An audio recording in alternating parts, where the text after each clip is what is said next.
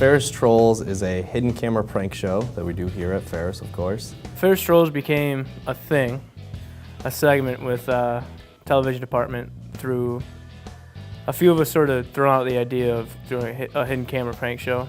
We then pitched it to Glenn Okanowski, who is our professor. I guess you could say he wasn't like too into us pranking students, but you know, we mentioned that we figured it'd be something that students in the college would be interested in, and it would be engaging to them. They would find it funny, and we could essentially get views. And surprisingly, he said okay, and now it's turned into something that everybody enjoys every week. The way that the production for Ferris Trolls goes about is it's two different students in our TVPR 499 class every week that work on it. One of them produces it, and the other one is the crew for it, which they essentially run the camera and edit it. The process starts off on Friday. Every Friday, the producer for that week of Ferris Trolls pitches the idea to the rest of the class and our professor. We then talk about it, decide whether or not we think it's going to be good, if it's appropriate, or if we have any suggestions that we want to do. Then once their idea is actually accepted, they go in the planning process of getting talent together, getting a location set, getting the camera location set, getting everything ready to go, and then we start pranking. In most cases, we can't let them know that we are filming, so we have to be very discreet about it and actually hide the camera. So a nifty little tool that we use is actually a GoPro camera.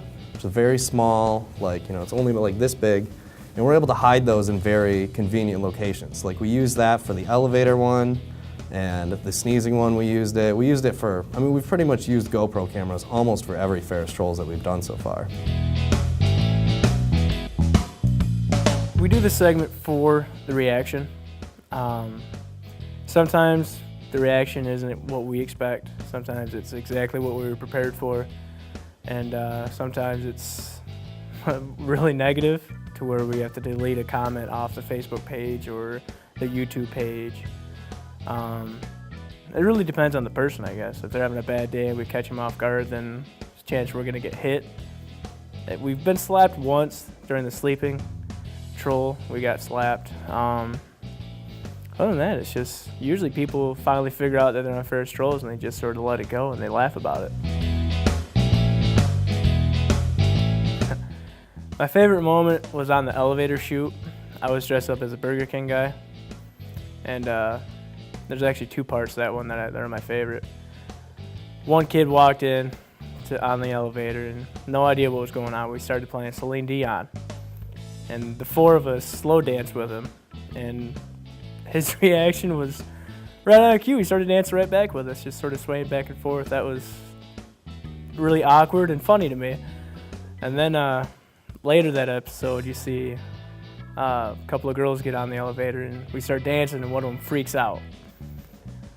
She runs off the elevator, and by the time the camera on my chest got around the corner, she was already gone.